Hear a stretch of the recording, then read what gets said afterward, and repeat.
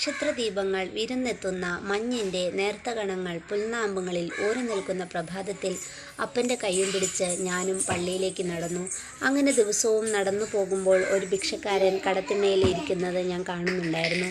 ഒരിക്കൽ ഞാൻ അപ്പൻ്റെ അടുത്ത് ചോദിച്ചു, "അപ്പ, അയാൾക്ക് ആരുമില്ലേ? അയാൾ എന്താ എന്നും ഇവിടെ കിടക്കുന്നതെന്ന്?" അപ്പോൾ അപ്പൻ പറഞ്ഞു, "അയാൾക്ക് ആരുമില്ലെന്ന്." അപ്പോൾ ഞാൻ പറഞ്ഞു, "ക്രിസ്മസിനന്ന് അയാളെ വീട്ടിലേക്ക് വിളിച്ചാലോ എന്ന്." അങ്ങനെ ക്രിസ്മസ് ദിവസം അയാളെ അപ്പൻ വീട്ടിലേക്ക് കൂട്ടിക്കൊണ്ടുവന്നു. അന്നത്തെ ഞങ്ങളുടെ ക്രിസ്മസിൻ്റെ അതിഥി ആ ഭിക്ഷക്കാരനായിരുന്നു. അയാൾക്ക് വയറ് നിറയെ ചോറും കേക്കും കൊടുത്തപ്പോൾ അയാൾ അവിടെ നിന്ന് കരയുകയായിരുന്നു. അയാൾക്ക് വളരെയേറെ സന്തോഷം തോന്നി. ഞങ്ങൾ കൊടുത്ത ഊണിന് നന്ദിയൊക്കെ പറഞ്ഞ് അയാൾ പോയി. അതെനിക്ക് ഒരിക്കലാവാത്ത ഒരു ക്രിസ്മസാണ്. ഇന്നും ഓരോ ക്രിസ്മസ് വരുമ്പോഴും ഞാൻ അയാളെ ഓർക്കാറുണ്ട്. അങ്ങനെ എനിക്ക് ഏറ്റവും നല്ലൊരു ക്രിസ്മസ് സമ്മാനിച്ച അയാൾക്ക് വളരെയേറെ നന്ദി. Happy Christmas.